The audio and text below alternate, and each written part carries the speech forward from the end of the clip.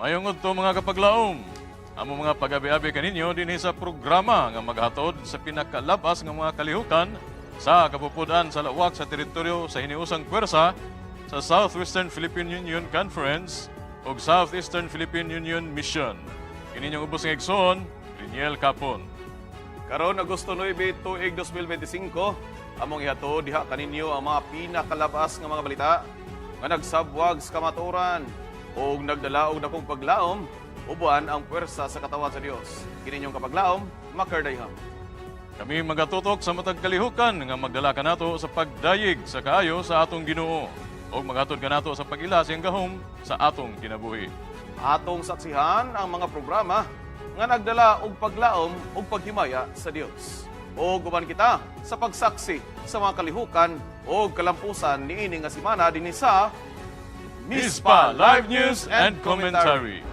Alang sa mga balita nga nagdala og buhing paglaom. Hope Channel South Philippines nakigduyog sa Harvest 2025 sa Central Visayan Conference. Sa SMM, mga misyonaryo halin sa nagkalain-laing nasod naghiusa sa pagpalapad sa pag-ebanghelyo sa Southern Mindanao. Og CMM Fun Run 2025 ipasiugdahan karon nga tuig alang sa pag-awhag sa tanan sa pag-ehersisyo ug pagbaton sa maayong panglawas. Kinigban pa mga balita atong atangan dinhi lang sa Mispa Live News and Commentary. Live gikan sa buhatan sa Hope Channel South Philippines. Kini ang Mispa Live News and Commentary. Alang sa unang makapadasig nga balita, isipagpadasig, pagbalik sa himaya ug dungog sa atong buhi nga Dios, Hope Channel South Philippines, madasigon nga nakigduyog sa Harvest 2025 sa Central Visayan Conference nga nagtinguha sa mas lapad nga kalampusan sa buhat sa pagpanalipod ug pagdala sa ebanghelyo. Alang sa detalye, aniya ang report. Hello mga kapaglaom. I'm here at the backstage program nga Harvest 2025 sa Central Visayan Conference. And we are now preparing, we're going inside because we will be having a concert together with Hope Channel South Philippines. I'm here together with Pastor Heshbon Moscato, is also visiting for our program here in Central Visayan Conference. Yes, we are so much blessed by the culmination of the Harvest 2025. Dinhigyod sa Adventist Academy Cebu, puno kayo ang ilang gym, and we were able to baptize 79 precious souls. We praise the Lord for that.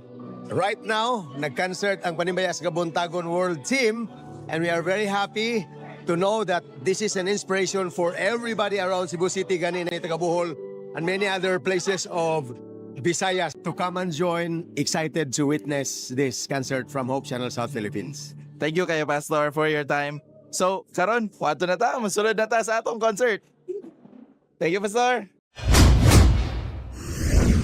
Daghang salamat niya nga balita. To God be all the glory. Anita sa Southern Mindanao, mga misyonaryo gikan sa nagkalain-laing nasod, naghiusa sa usa ka paningkamot sa pagpalapad sa buhat sa pag-ebanghelyo. Alang sa detalye, ani si kapaglaom, Laika Atienza. Sa pagpadayon sa bulaton sa Southern Mindanao, ang mga tinawag ng Isos sa magkalain-lain nga pungsod may isa lang kamisyon, ang pagpalapnag sa maayong balita kagugma ni Ginoong Isos. Ang Adventist International Institute of Advanced Studies o AYAS kaupod ang mga South Korean missionaries, 1,000 missionary movement, ang Asumin Mission Team kag iban pa nga mga international nga misyonaryo nagtigana sa ila oras kusog kag kasing-kasing para sa pagserbisyo sa mga pumuluyo. Hi, my name is Changhyun Choi. I'm pastor from South Korea, and our team is assigned to do ministry in Kalumpang Church, where many people have been gathered, and I was very happy to preach the good news. And last night we had a mini concert, and people were very amazed and very happy. And I hope that this music will touch the hearts of the Filipino. and they finally accept Jesus as their personal Savior. On behalf of our beloved Southern Mindanao Mission, I would like to express my thanks and appreciation for this opportunity that God has given to us, that we have our group of missionaries from Ayas, headed by Dr. Seyang Kim, with professors Dr. Liang as well as Dr. Aja, the couple Dr. Aja. We praise the Lord that we have also students from Ayas. So we praise the Lord that through this evangelism program, there are lots of precious souls have decided to accept as their personal Savior to the rite of baptism. As well as now, this Sabbath is the culmination, a celebration of thanksgiving because of the victory of those precious souls have been given their lives to the Lord to the rite of baptism. We praise the Lord and we thank you so much, all our brethren in our local churches, our district pastors, our directors, as well as office staff who supported this work. We work in unity, collaboratively, as well as we work for the Lord in these last days. Gikan diri sa bulatan sa Southern Mindanao, kini si Laika Atienza alang sa Mispa Live News and Commentary. Dahang salamat sa maong report. Anita sa Bukidnon, Central Mindanao Mission Fun Run 2025 gipasiugdahan karong tuiga aron nawhago ng katawhan sa aktibong pag-ehersisyo o pagpangga sa mayong panglawas. Si kapaglaom Nadine Arbilar maghatag sa detalye.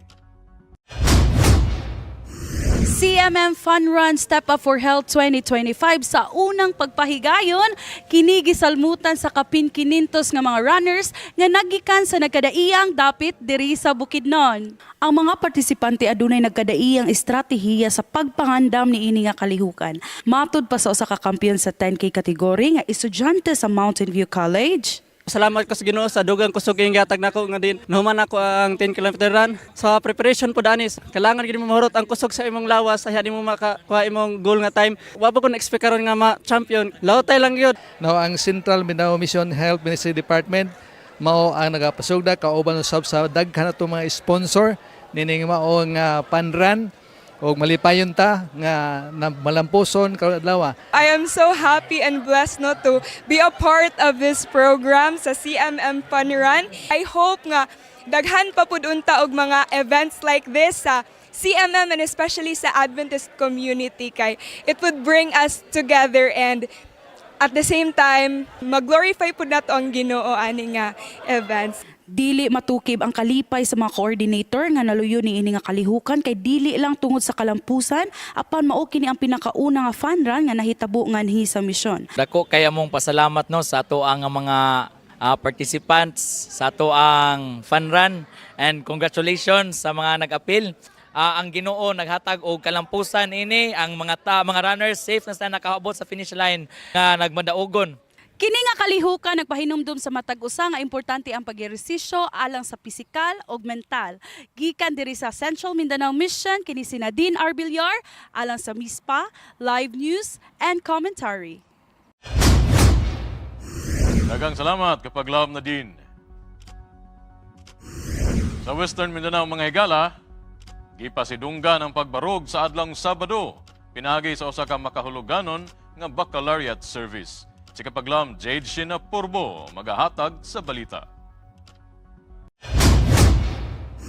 Kapin sa gatos ka mga estudyante ang mitambong sa baccalaureate ceremony sa Western Mindanao Conference Public Campus Ministry Movement of Adventist Students, Adventist Ministry of Colleges and University Students sa Gango SDA Church, Ozamis City.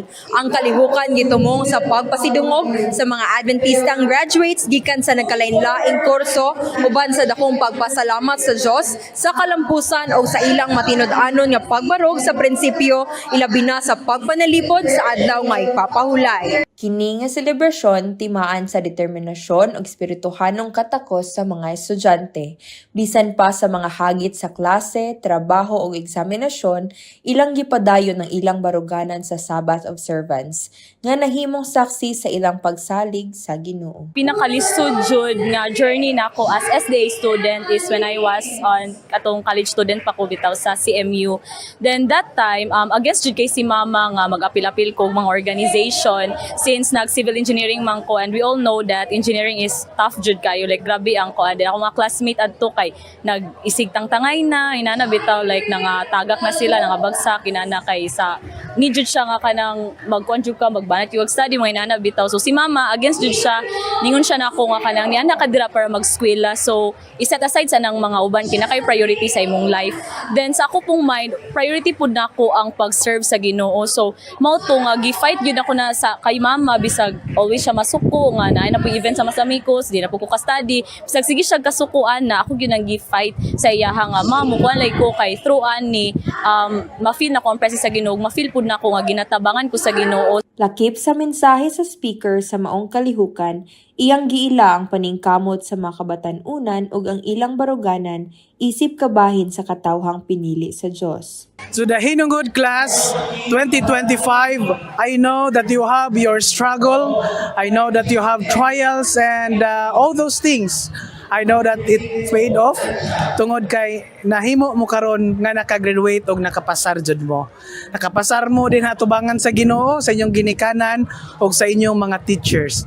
I know that you can do it. Taliwala sa kalibutan nga puno og kompromiso, ilang gipakita nga ang Sabat dili lang pahulay kun dili panaghiusa sa Ginoo. Ilang gipaluyo nga si Kristo ang sentro sa tinuod nga edukasyon o kinabuhi. Nahuman na ang panaw sa ilang edukasyon, apan nagsugod pa ang mas dako nga panaw sa kinabuhi. Kung magpabilin ang baruganan, magpabilin usab ang kahayag sa ilang pagtuo. Gikan dinhi sa Gango Seventh-day Adventist Church, Ozame City. Kini si JJ Naporbo alang sa Mispa Live News and Commentary. Daghang salamat sa maong report kapag laom JJ Naporbo. Sa pagbalik mga higala, nurse sa US misponsor og crusade sa iyang kansang iglesia sa Pilipinas. Og sa unsa daw, si kapaglaom tawing magahisgot kabahin sa pagtan-aw og sini og salida. Okay ra ba kini isip mga Kristohanon?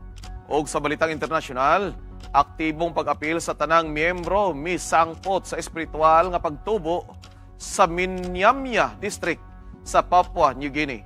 Samtang Adventist Health Global Mission mitabang sa mga nabiktima sa sunog sa Rowena. Kini uban pang mga balita ang atong saksihan din nilang sa Mispa Live News and Commentary.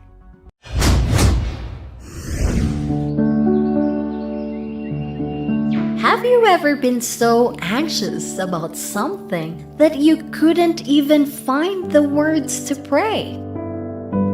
Maybe you're feeling so down or even hopeless.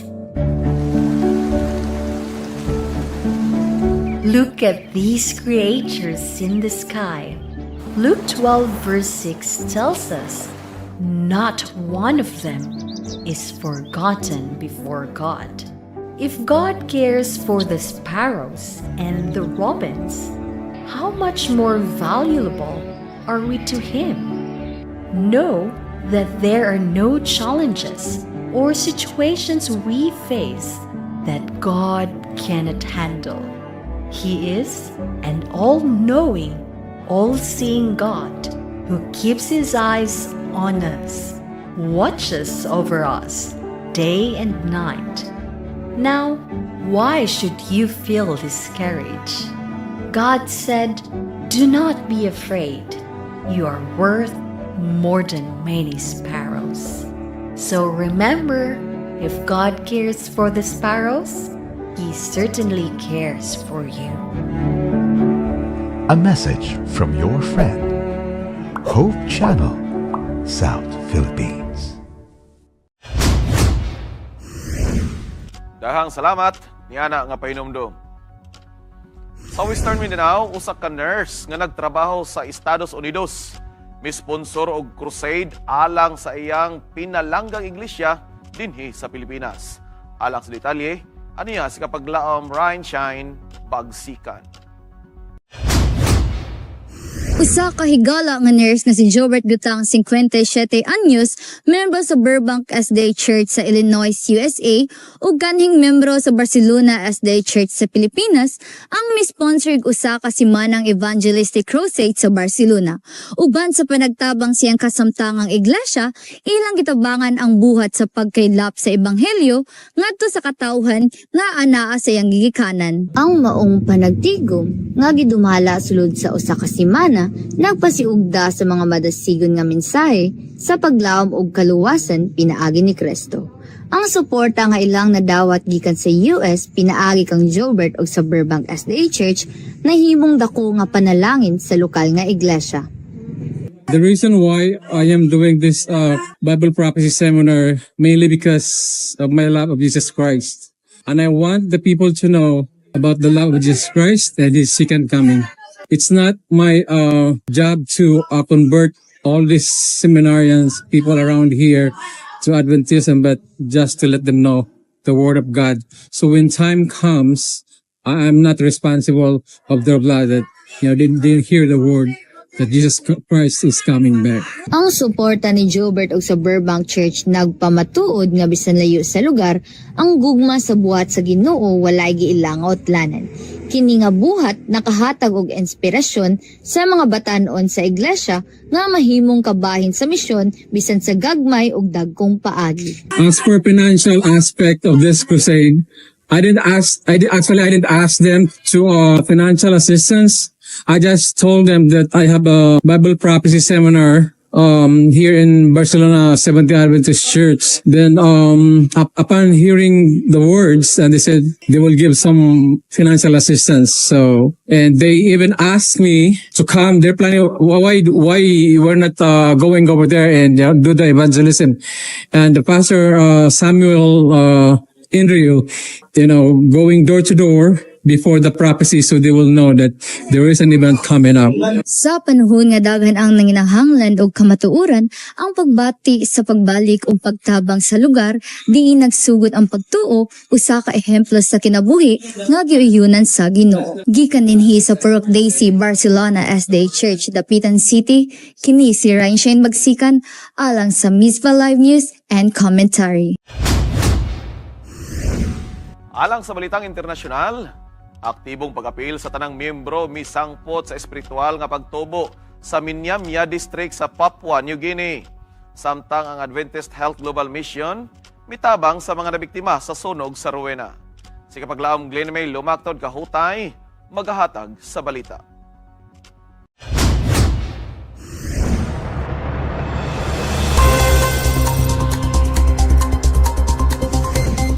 Usa ka dako nga church planting initiative ang nahitabo sa Minyamya District, Morobe Province sa Papua New Guinea diin paspas ang pagtubo sa presensya sa Seventh-day Adventist.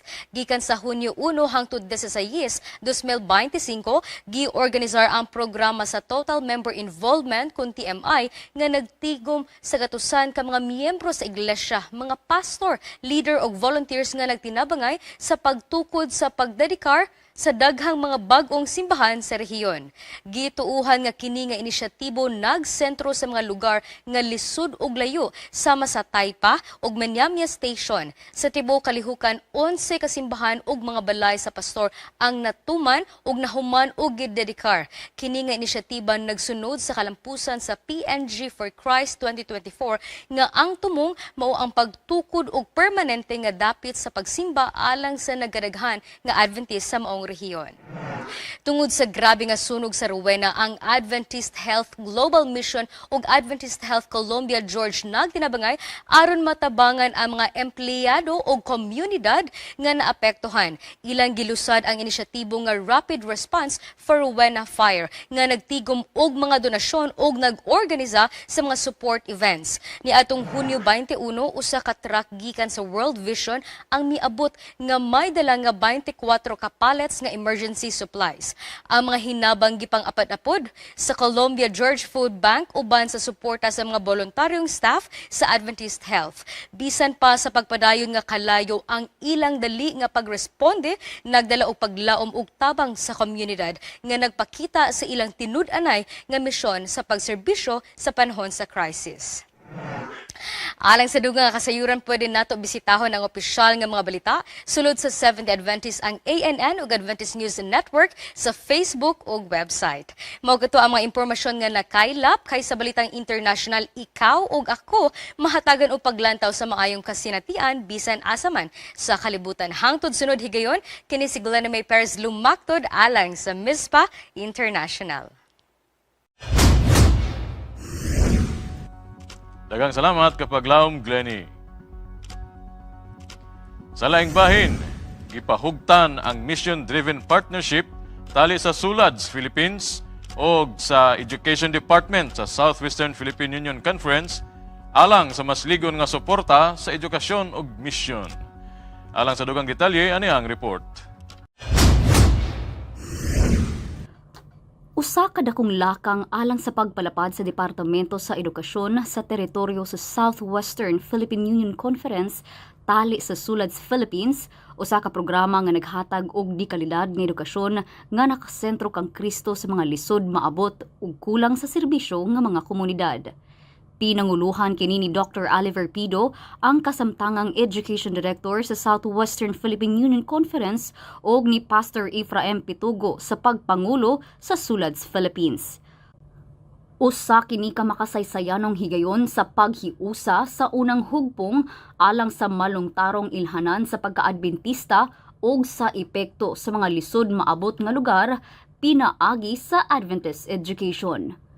Magpadayon kita sa atong hugot nga pag-ampo alang sa kadaugan niini nga inisyatibo sa Departamento sa Edukasyon.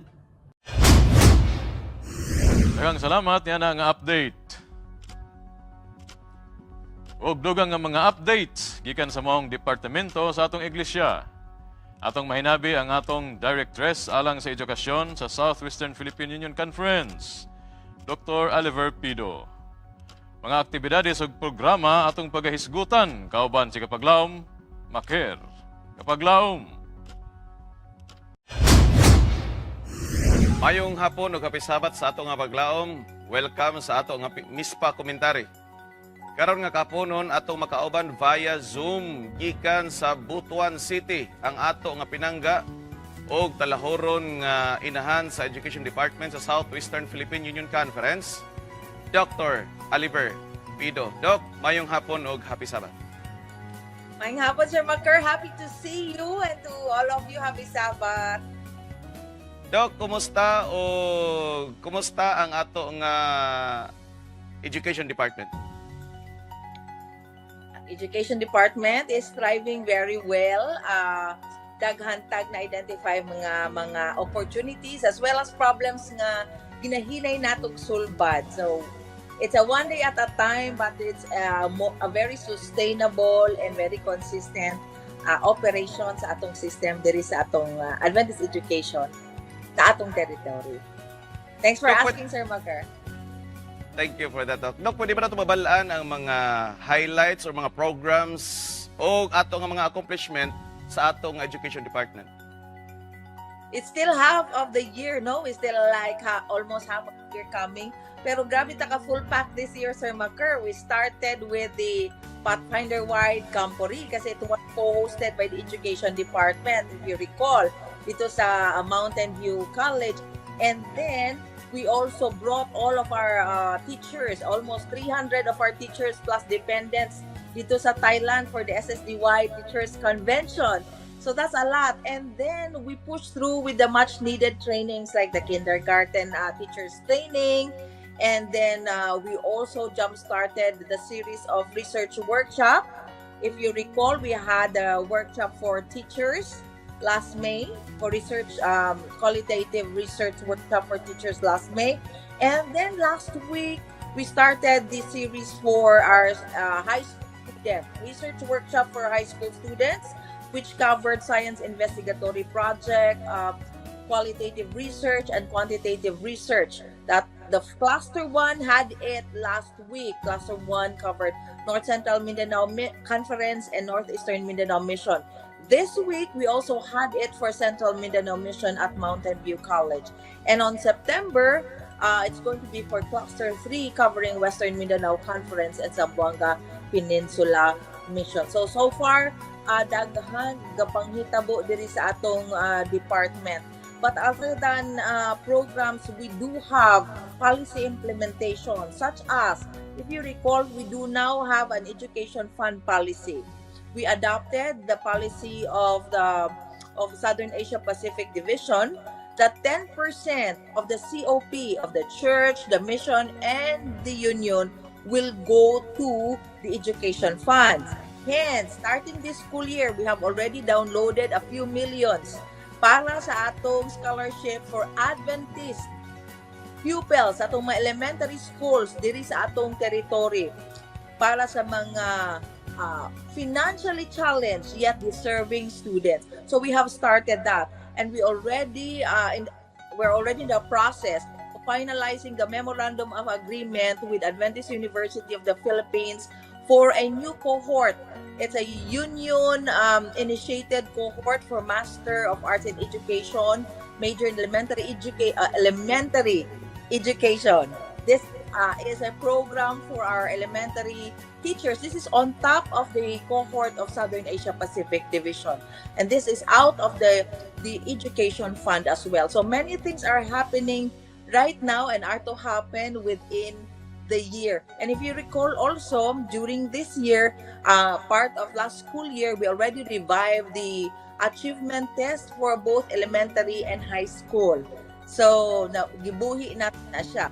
So mauni ang atong kabisihan karon, Sir Maker, and we're very excited what's to happen also. Praise the Lord for that, Doc. Talking about scholarship for financially challenged students, kini siya, Doc, gilangkuban kinigikan sa elementary, sa basic education o sa ato nga tertiary education? No, this is specifically for elementary pupils. You remember that high school na may ASC subsidy and voucher system, right? Oo. And then the college somehow na tertiary education subsidy. So dito taga-suporta karon sa elementary nga wala pagadawat o government subsidy. And mao po ni siya ang very critical stage for Adventist children to be really immersed in Adventist education.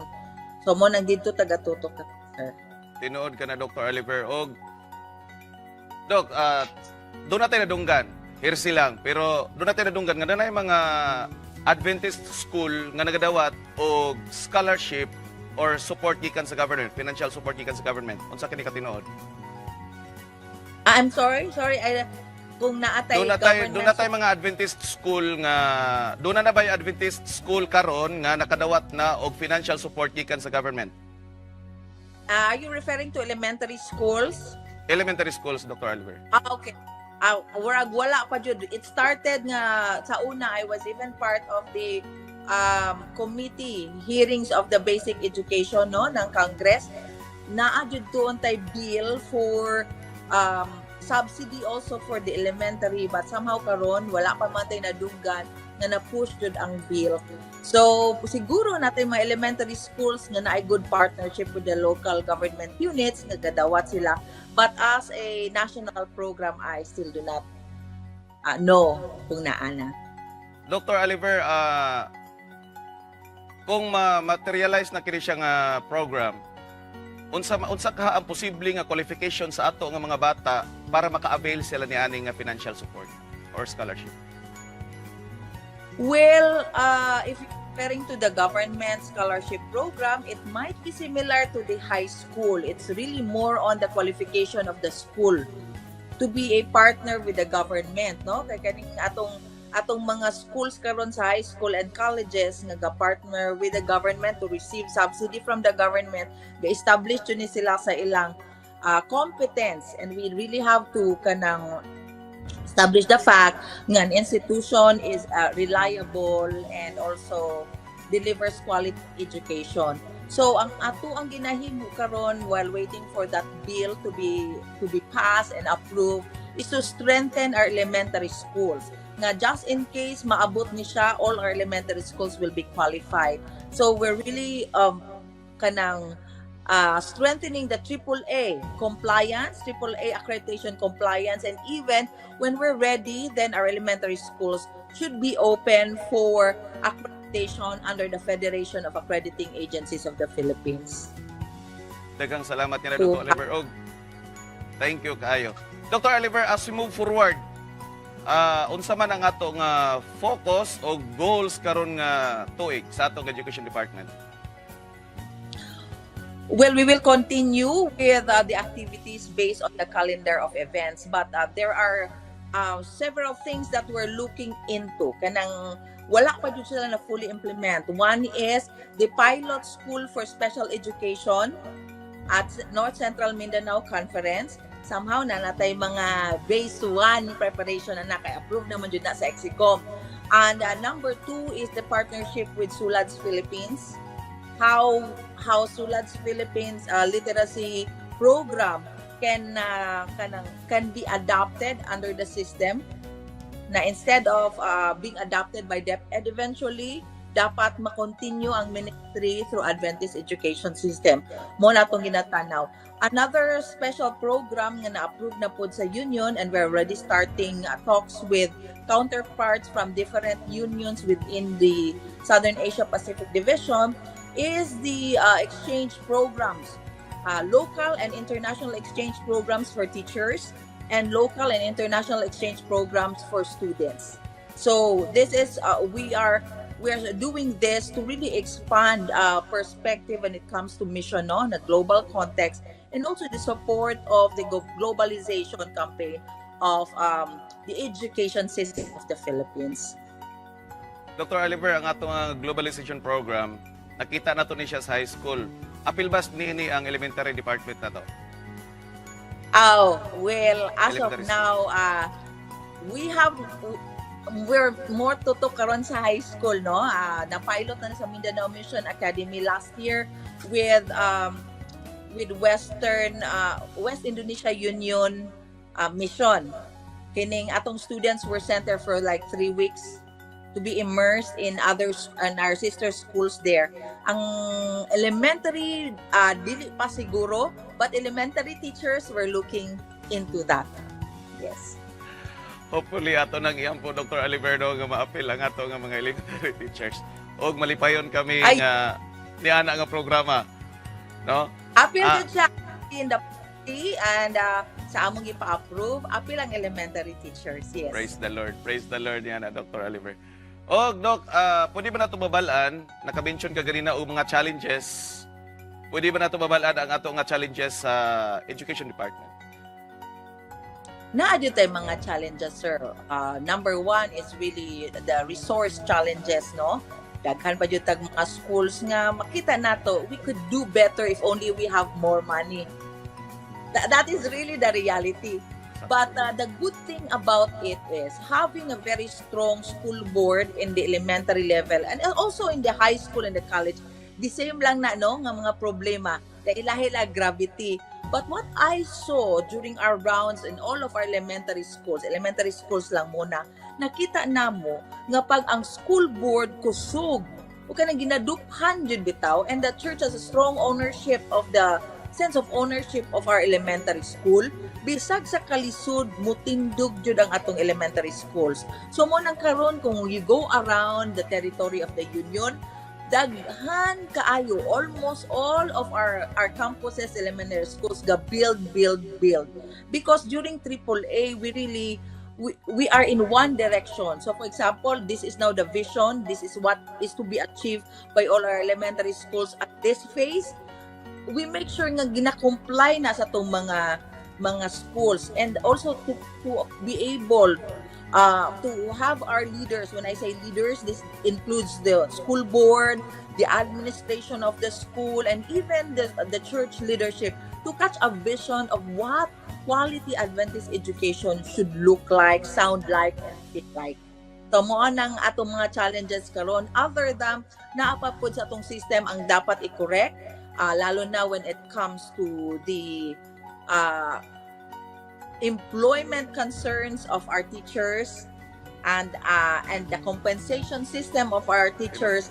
Mo na itong ginahinay-hinay, we're really working on that to be compliant with SSD policy and to really strengthen the system and also to protect the welfare of our teachers on a long-term basis. Yeah. Tinuod ka na, Dr. Oliver, o gani ang ato nga mga school board members atong pasalamatan kay kini ang ilang trabaho sa eskwelahan, voluntary lang gid sila, pure wala gid sila sweldo ang atong mga school board members, pero madasigon gid sila nga mosuporta sa atong eskwelahan tungod og alang sa pagminsay sa mga balita para sa mga kabataan. Exactly, sir. Please, kanang you cannot underestimate and undermine the contribution dun sa school board. Tinuod ka na. Hands down. Dr. Oliver, pasalamatan po kita tuod kay as a teacher, nakita na ko, Dr. Oliver, sa unang panahon na ami mga batch nga maabot og 10 years sa ministry, wala pa siya na regular. In fact, ako, nako'y mga kauban na 8 years, na 7 years, ay pa sila na regular. 6 years, ako 6 years ko, ay pa ko na regular. Pero karon, Dr. Oliver, wala na nako nakita. Nako'y nakita, 3 years, 4 years na lang. Praise the Lord, yan ang programa, Dr. Oliver. Undahan kayong salamat sa pagpangulo sa atong Education Department, particularly sa Southwestern Philippine Union Conference. Praise the Lord kayo, Dr. Oliver. Dok, ang atong katapusan nga mensahe alang sa atong mga stakeholders, sa atong mga parents, atong students as a whole sa Education Department. To all our stakeholders, no, whether you're a student, you're the teacher, you're the parent, you're the guardian, you're the sponsor, school board, leaders of the church, we have started the school year 2025-2026 already. In fact, this is the 3rd month for our basic education. We thank God that we belong to a team who is in one heart, and we know the purpose of Adventist education. Kaya bisag unsa kalisod, we're able to embrace the joys and the challenges of this ministry. Ang ako alang is we should always remember that it is God who has placed us in this ministry. Whatever your role is in the ministry, hangtod dili tanggalon sa Ginoo ning ministry sa atong church, we will continue to press on. So to all our parents who continue to believe in Adventist education, bisag unsa man mo gikan nga relihiyon, daghang salamat. We will do our best to make sure that we will nurture your students in the best way possible through the lens of Adventist education. And we praise God for everything that He has done to all of us. Daghang salamat ang atong inahan sa Education Department sa Southwestern Philippine Union Conference, Dr. Oliver Pido. Doc, daghang salamat. Karon atong ibalik sa atong anchorman alang sa dugang nga mga report.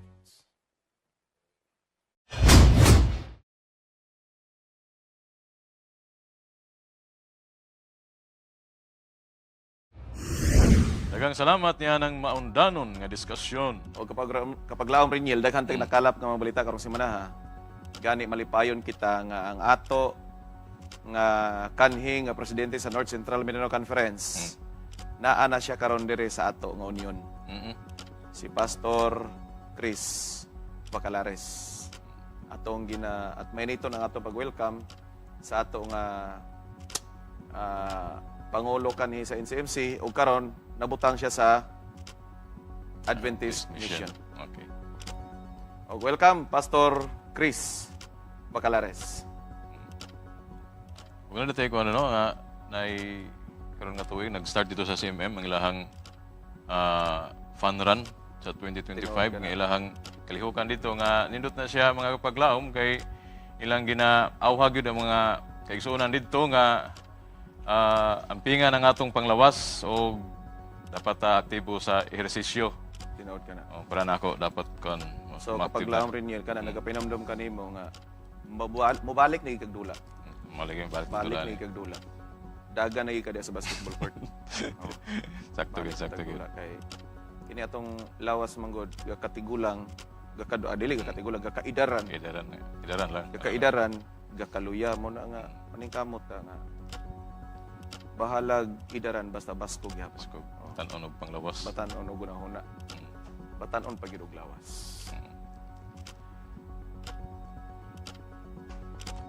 Ug mga higala, mao kadto ang atong nagkalap nga mga balita.